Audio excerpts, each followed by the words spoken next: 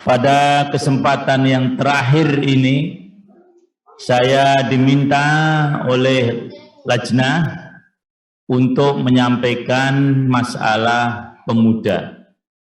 Ini permintaan yang saya lihat awal. Maka saya akan menyampaikan tentang pemuda dalam Al-Quran dan As-Sunnah. Saya hanya akan menyampaikan dalil-dalilnya saja. Yang pertama adalah yang terdapat dalam Al-Quran. Ini bisa dibaca melalui Mina News Agency.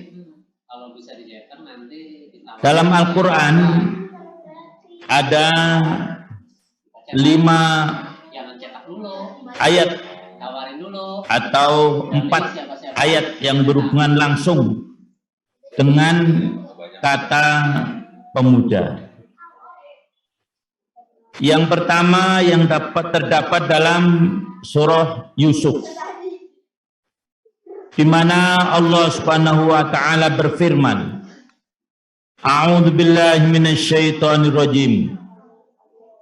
Bismillahirrahmanirrahim. Wa qala niswatun fil madinati imra'atul azizi turawidu fataha an nafsi qad syaghafaha hubba inna lanaraha fi dhalalim mubin.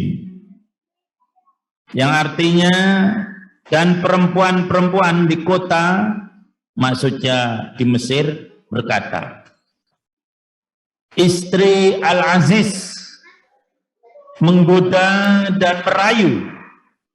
Di sini diterjemahkan pelayannya.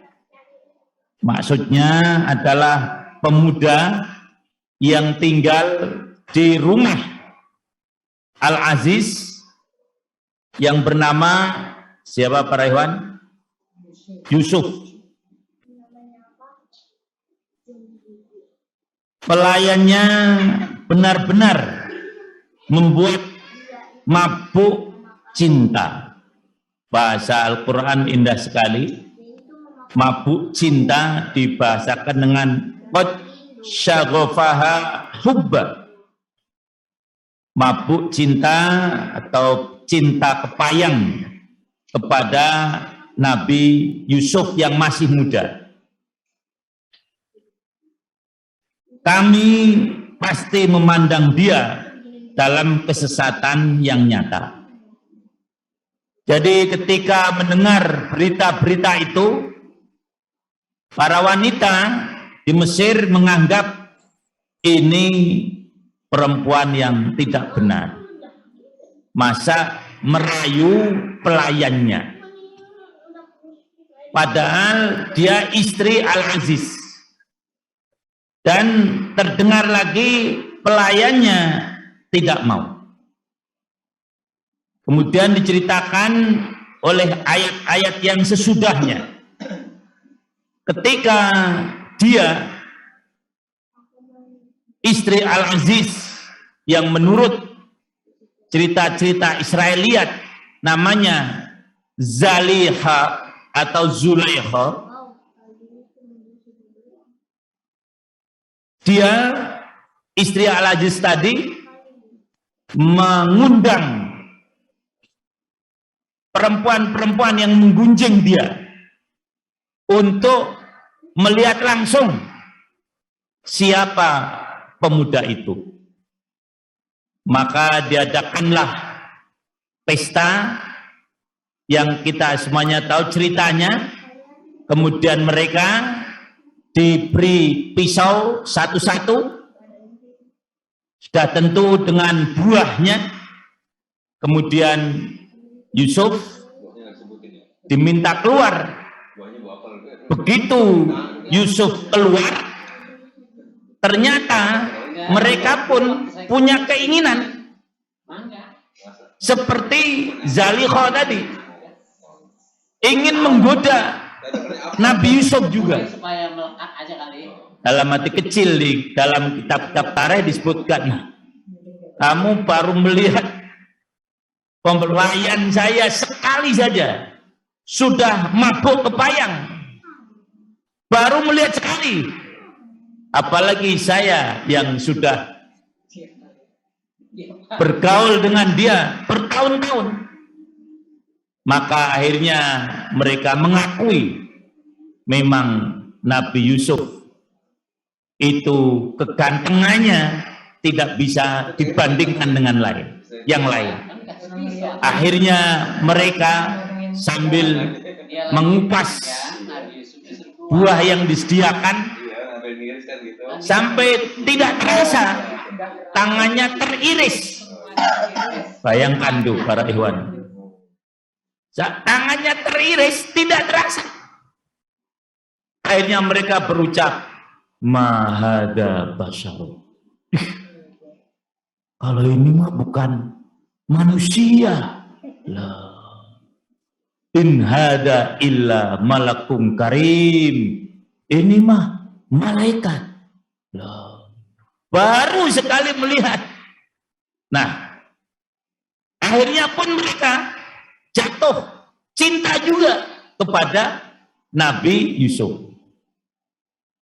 Tahu kalau dirinya diperebutkan oleh wanita-wanita kelas elit. Coba kalau kita bagaimana itu? Tapi beliau lebih memilih, ya Allah, daripada saya harus berbuat tidak senonoh dengan wanita-wanita itu, termasuk tuan saya sendiri, lebih baik saya masuk penjara.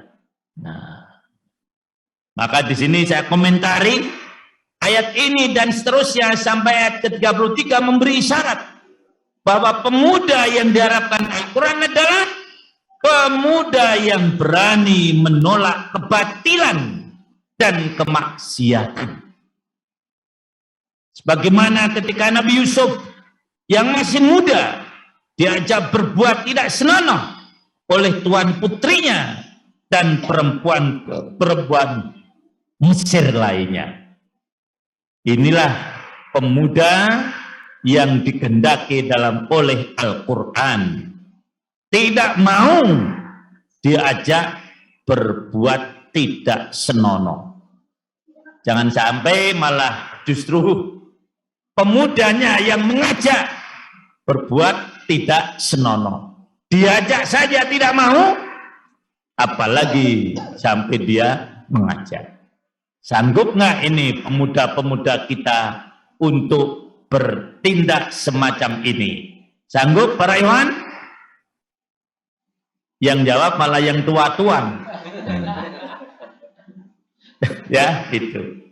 Memang dari ceramah sejak awal sampai terakhir itu yang disinggung khusus soal pemuda, yang menyinggung khusus soal pemuda itu yang pembicara yang pertama yaitu Ustadz Arif Rahman, di mana bagaimana peran pemuda dalam mendukung perekonomian di era milenial ini. Nah, tapi insya Allah yang lain pun juga begitu. Jadi inilah saya harapkan dan kita berharap pemuda-pemuda Muslim itu adalah pemuda yang berani menolak kemaksiatan. Kalau ini dilakukan, insya Allah tanpa kita minta, pertemuan yang tidak senonoh di malam hari yang disebut dengan dugem selesai sendirinya. Karena rata-rata isi kehidupan malam itu pemuda apa orang tua? Pemuda. Ya, jadi ini kita tidak perlu menyalahkan penyelenggara-penyelenggara kemaksiatan, tapi kita sendiri harus bisa mempengaruhi diri kita untuk tidak maksiat, maka kemaksiatan pasti akan hilang. Ini yang pertama. Yang kedua, ayat yang sudah populer ya di dalam surah Al-Kahfi. Surah Al-Kahfi ini menyebut dua pemuda. Yang pertama sebetulnya bisa kita ambil ya dari surah Kahfi itu ayat yang nomor 4 didahulukan karena memang secara berurutan semacam itu. A'udzubillahi minasyaitonirrajim. Nahnu naqussu 'alaika naba'hum bil haqq. Innahum fityatun amanu bi rabbihim wa zidnahum huda. Kami ceritakan kepada kamu Muhammad Isa mereka dengan sebenarnya. Sesungguhnya mereka adalah pemuda-pemuda yang beriman kepada Tuhan mereka, dan kami tambahkan petunjuk pada mereka. Pemuda-pemuda yang disebut dalam Ashabul Kahfi ini adalah pemuda-pemuda putra-putra para pejabat. Jadi kalau tadi Nabi Yusuf digoda oleh istri-istri para pejabat, nah ini anak-anak para pejabat. Ketika melihat orang tuanya banyak melakukan pelanggaran-pelanggaran syariat, tetapi anak-anaknya tidak terpengaruh. Bahkan mereka berusaha untuk menentang apa yang dilakukan oleh orang tuanya. Setelah mereka merasa tidak mampu, kemudian mereka mencoba menghindarkan diri. Kemana? Mereka pergi ke gua. Akhirnya mereka tinggal di gua kurang lebih berapa tahun para hewan? 300 tahun. Jadi mereka pergi ke gua bukan untuk melarikan diri, bukan. Tapi ingin menghindarkan diri dari kemaksiatan. Anda bisa bayangkan bagaimana kehidupan di dalam gua. Oleh karena itu Allah melindungi mereka dengan cara menidurkan mereka. Tetapi matanya tetap melek. Tidur tapi matanya melek. Sehingga setiap kali orang masuk ke dalam gua menganggapnya mereka itu bangun. Mereka itu tidak tidur. Itulah kekuasaan Allah Subhanahu wa taala. Allah menutup telinga mereka. Karena orang yang tidur itu fungsi utamanya, orang bisa tidur itu bukan mata, tapi telinga. Asal telinga tidak mendengar suara, tidur dia, walaupun matanya melek. Nah, itulah kurang lebihnya setelah diselidiki oleh para ahli. Nah, tinggallah dia, mereka yang jumlahnya sebagian jumhur ulama yang mengatakan 7 orang 300 tahun. Akhirnya mereka keluar dari gua, bangun, mereka bingung, merasa ada yang tidur baru sehari, setengah hari, dan seterusnya. Mereka keluar dari gua itu, dan mereka telah melihat perubahan masyarakat di sekitarnya. Tidak seperti yang mereka waktu pergi ke gua, di mana masyarakat di sekitar tempat dia, menurut sebagian ulama ada di Yunani, ada yang mengatakan di Turki dan sebagainya, ada yang mengatakan di Yordania dan seterusnya, wallahu a'lam, berubah, telah menyembah Allah Subhanahu wa taala. Nah, ayat Al-Quran memberikan isyarat akan karakter pemuda dalam Al-Quran, yaitu mereka yang memiliki keimanan yang kokoh, bukan pemuda yang cepat goyah karena iming-iming duniawi. Mereka sanggup menderita dalam rangka menegakkan kebenaran. Sanggup ini para pemuda? Sanggup ya, insya Allah. Nah, kemudian pemuda yang kedua yang disebutkan di dalam surah Kahfi, disebutkan dalam ayat yang 60. Allah berfirman, wa idh qala Musa li fatahu la abrahu hatta ablugha majma'al bahraini au amdiya hukuba. Dan ingatlah ketika Musa berkata kepada pembantunya yang masih muda, aku tidak akan berhenti berjalan belum sampai ke pertemuan dua laut, dan aku akan terus berjalan bertahun-tahun. Yang dimaksudkan pembantu Nabi Musa ini, sebagian ulama mengatakan adalah Yusha bin Nun. Nah, komentari oleh para ulama ayat ini masih terkait dengan di atas, bahwa pemuda adalah yang memiliki semangat tinggi, tidak akan pernah menyerah dalam mengarungi jalan masa depan. Sebelum keinginannya tercapai, dia tidak akan berhenti. Inilah pemuda yang harus menjadi teladan bagi pemuda-pemuda muslim. Ketika memiliki satu cita-cita, dia tidak akan berhenti.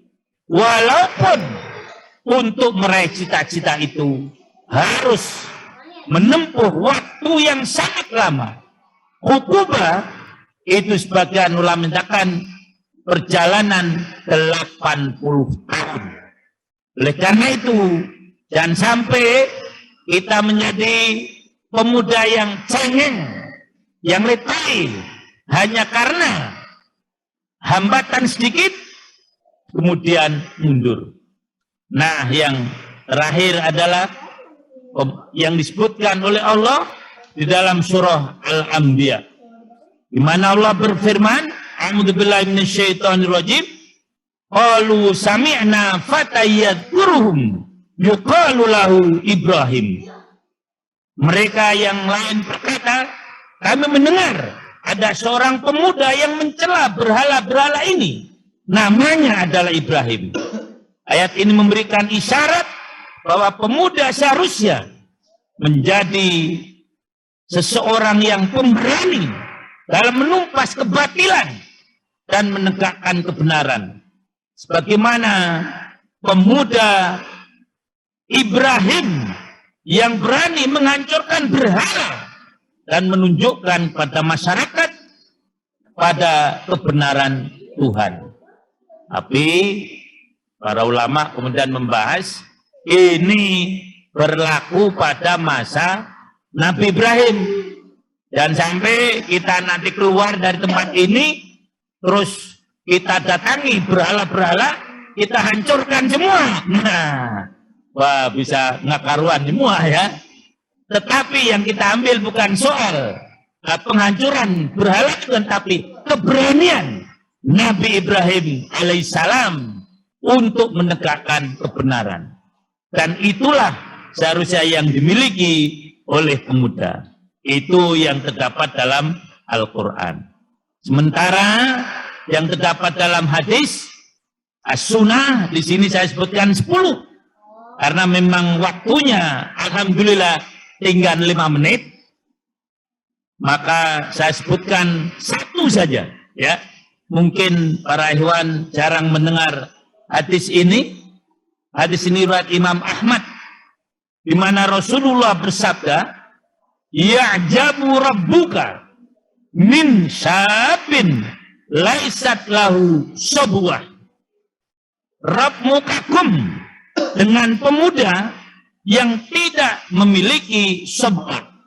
Sabwah adalah kecondongan untuk menyimpang dari kebenaran.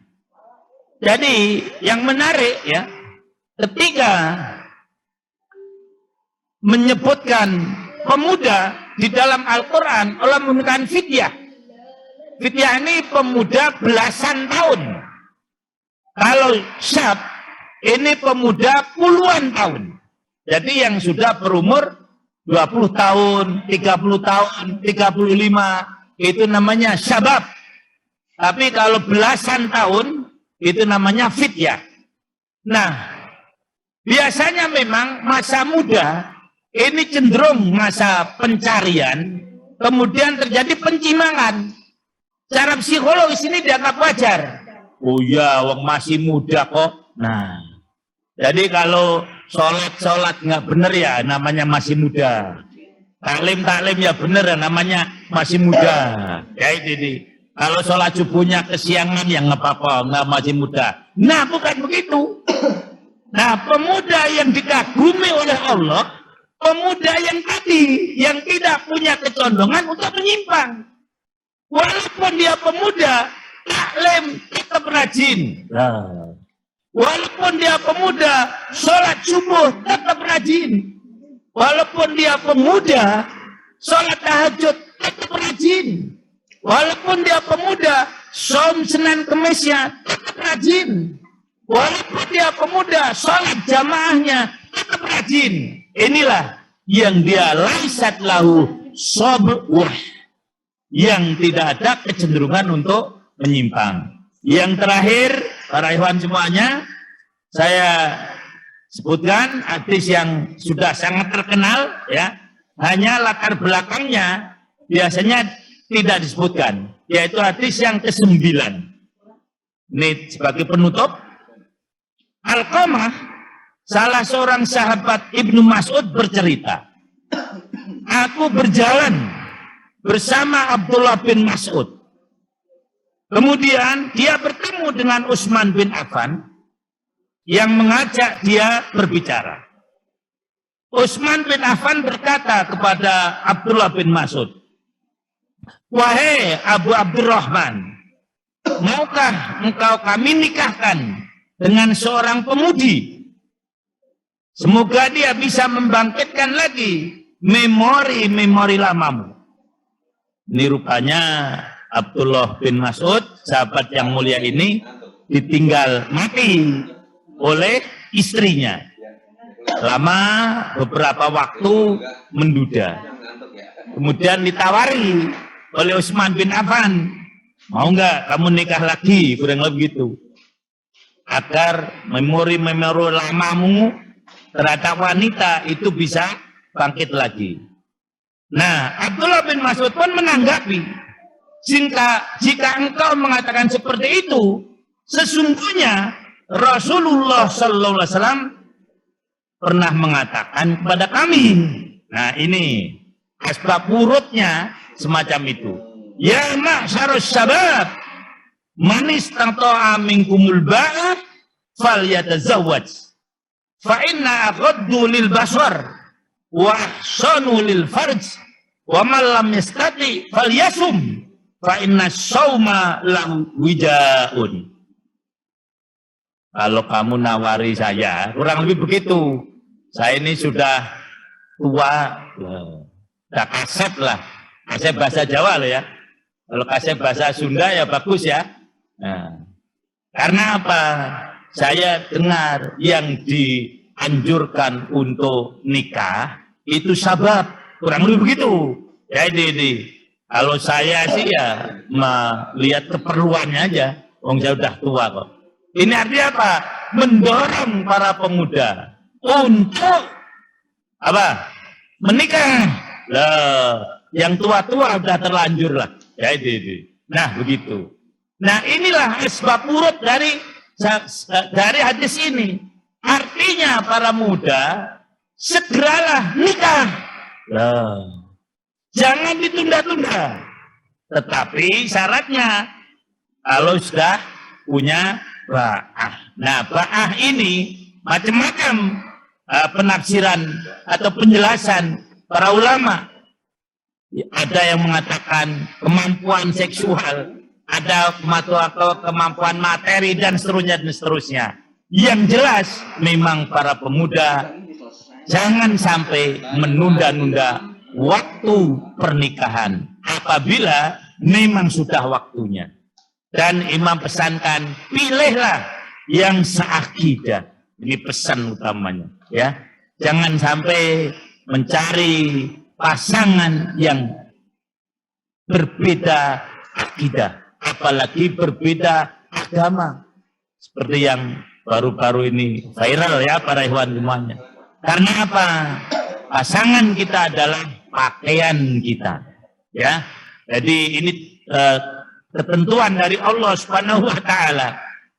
Di dalam rangkaian ayat tentang puasa, Allah mengingatkan, hunna libasul lakum wa antum libasul lahun. Berarti apa? Antara pakaian dengan tubuh ini harus sesuai. Artinya apa? Antara suami dengan istri harus sesuai. Kalau tubuhnya kecil ya pakaiannya kecil. Tubuhnya besar, pakaiannya besar. Nah begitu juga memilih pasangan. Upayakan yang sesuai. Dan sampai pasangan kita di luar kita. Nanti akhirnya membuat kecewa kedua-duanya.